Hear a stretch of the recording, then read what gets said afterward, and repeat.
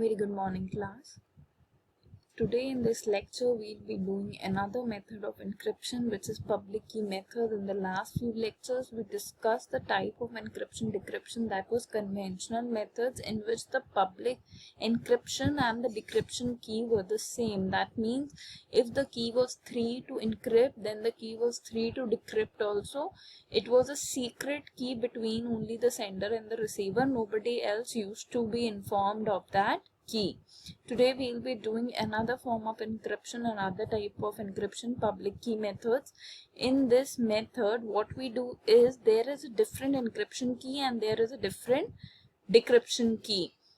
In public key method, the encryption key is public key available to all, but the decryption key is private, only the receiver can encrypt it. Suppose we are taking an example of a bank.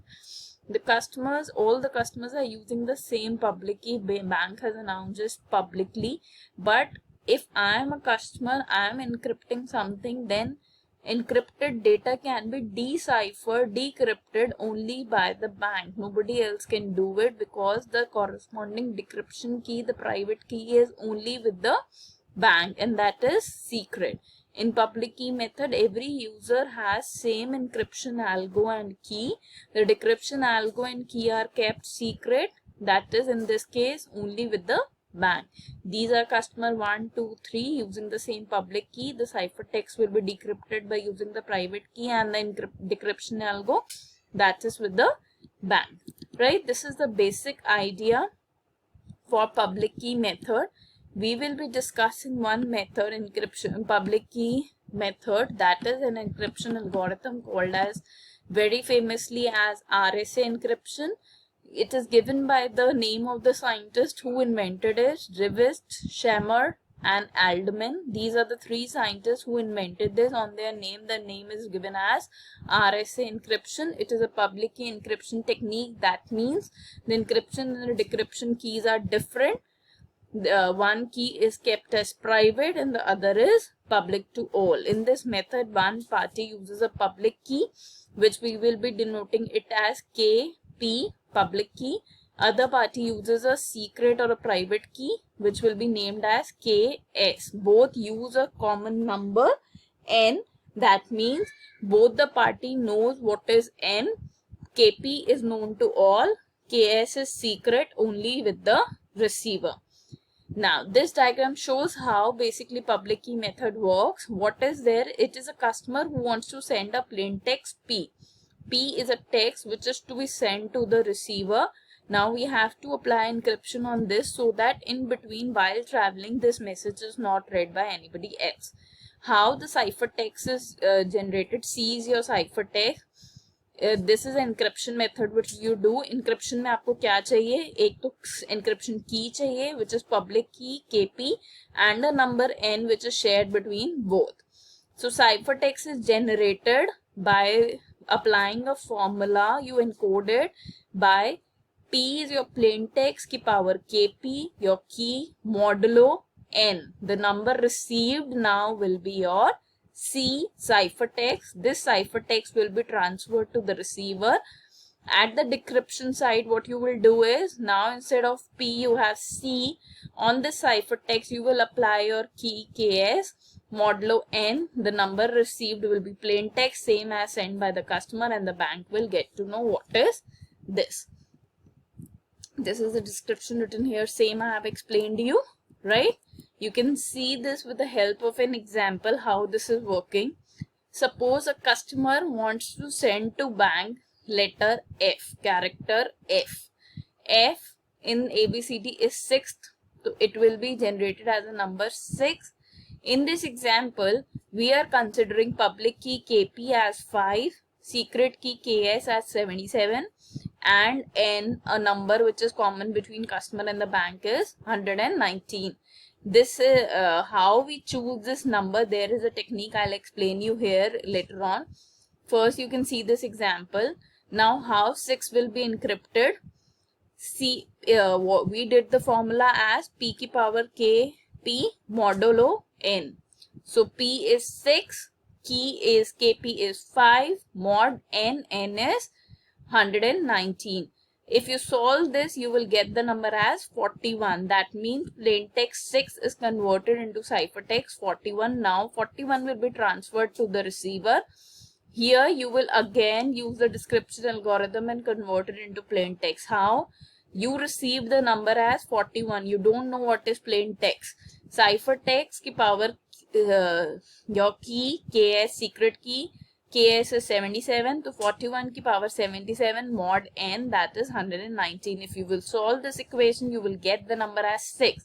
Now you can see your plain text is same as 6, which was sent by the customer. Now bank knows that the customer sent the letter F.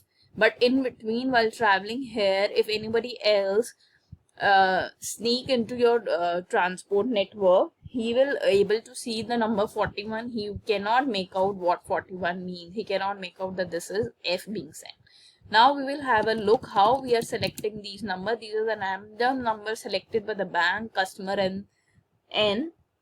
There is a mathematics and number theory being followed to select these. How you do is, you choose random two prime numbers P and Q. You can choose any. You can do this. You can try it yourself. But here, what the example I have taken, I am selecting P and Q as 7 and 71. These are the prime number. What are prime number? The numbers which are not divisible by any other number. It is only divisible by itself and 1.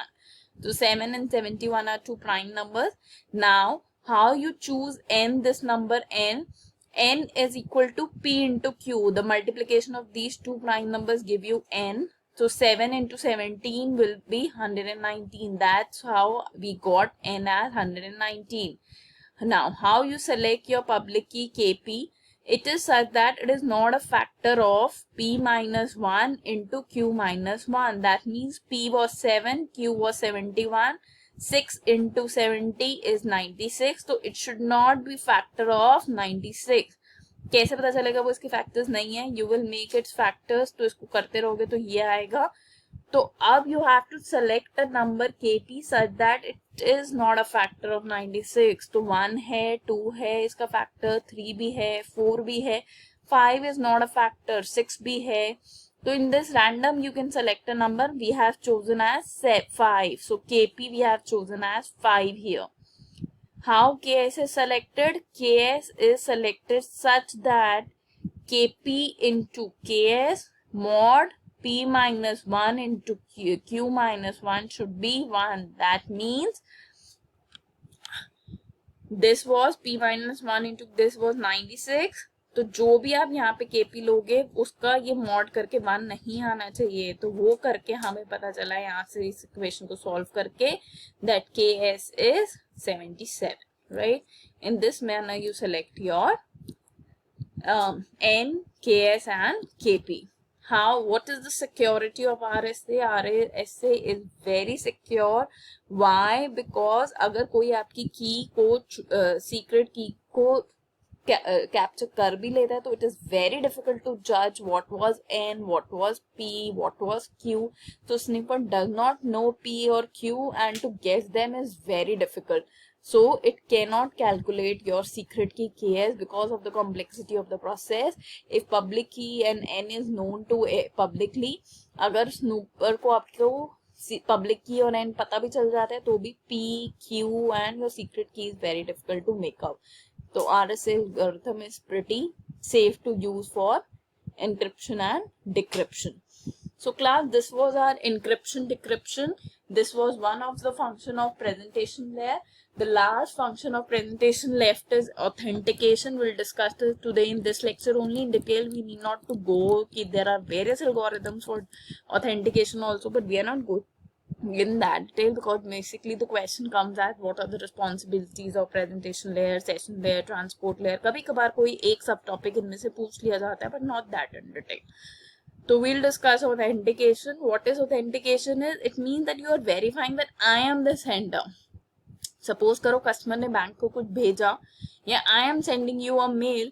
So there is a digital signature down there sending that I am the sender, I am the intended sender and I have sent you. Because suppose आपको कोई mail आता है college से कि tomorrow is a holiday, you need authentication कि ये इसी बंदे ने भेजा, तो authentication is कि verified email ID से है.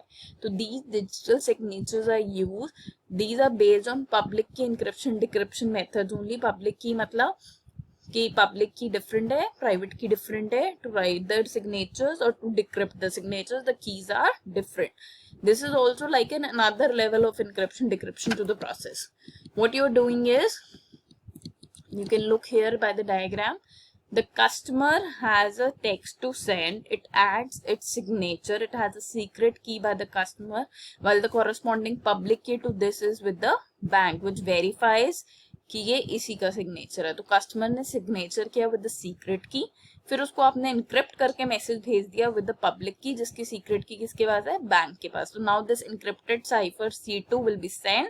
तो पहले आप इस पब्लिक की को डिक्रिप्ट करोगे विद द सीक्रेट की, ये देन यू विल ऑथेंटिकेट कि ये उसी कस्टमर ने भेजा है या नहीं. ये आप एक फाइल में सेव कर लेते हो, क्योंकि many time the customer can claim that मैंने तो check deposit नहीं किया था, I was the one who signed. तो what you do is कि you have a public key to encrypt it, पर secret key तो सिर्फ customer के पास थी ना to sign it, तो you save that in a file. तो customers uses one public key and one secret key. कि public key क्यों use कर रहा है वो, to encrypt the message, secret key to sign the message, and bank uses one secret key and one public key, one secret key against that public key to decrypt the message, and one public key against that one secret key to decrypt the signatures. The copies of C1 are stored in the separate file. Clear? In this way you are doing your authentication. Oh yes, one last topic was left as the responsibility of presentation layer, that was data compression. What is compression? You all are very much aware, we are not new with this term. You are compressing your big data into small, that you are reducing number of bits so that the file can be easily sent. There are basically two methods of compression, lossless methods and lossy method. First discussing lossless compression. Lossless compression means nothing has lost. जो आपने पहले भेजा था exactly same आपको वही मिल गया. No data, no information of the text is being lost. So we'll discuss few examples for lossless. First is run length encoding. Run length encoding में आप क्या कर रहे हो? If you have many number of bits which are repeating itself, you use a special mark showing कि now repetition occurs. Special mark के बाद you write first letter as which symbol is being repeated, followed by the number of occurrence of that symbol. For example, this is the original data to be sent. Here 4 are repeated many times. 5276 will be sent as it is. Then you will use a special mark hash telling that now 4 is being repeated how many times? 9 times. Then 321 is sent exactly same. Now 3 is repeating, so you will show a special mark showing that 3 is repeated 11 times. In this way, these many bits are compressed into this data. This method is used in audio and video. Another lossless method is statistical compression. इसमें what you do is frequently occurring symbols को हम short codes दे देते हैं, largely infrequent symbols को बड़ा code दे देते हैं. तो इससे क्या होगा? Total length of the data reduces. These are the few examples. You can go through it easily. These are written. These are few algos we use for statistical encoding and differential encoding. The last technique is lossy compression. In this, when you compress the data, compressed data को जब आप decompress करते हो, some of the original bits of the data are lost, but it is very close कि आपको ऐसा लगता नहीं है कि कुछ loss हुआ है, but some of the bits gets lost. Several methods using lossy compression are JPG, MPG, ये जो आप music के लिए use करते हो, images के लिए use करते हो, some of the bits reduces. So class, by this we are over with the presentation layer. We are left only with the application layer. We'll discuss it in the next lecture. Thank you.